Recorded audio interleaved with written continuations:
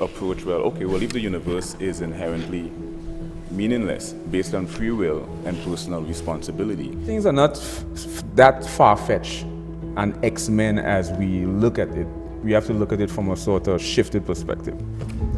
Back annually, you would see the incremental growths into consideration. There's a correlation between neurological processes, linguistic models, behavioral patterns, and the human experience.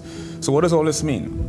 That has no intrinsic meaning. The brain interprets, my apology, a literal statement. There's a whole dichotomic school of thought behind the evolution or the number of prerequisite or preconditions that sort of predicate bipolar. One is a biology. We call it alchemy, transmutate, convert. It doesn't treat the semantics of words. Sound, what is amplitude, frequency, velocity, why do we hear octave? But that's just from a physics perspective.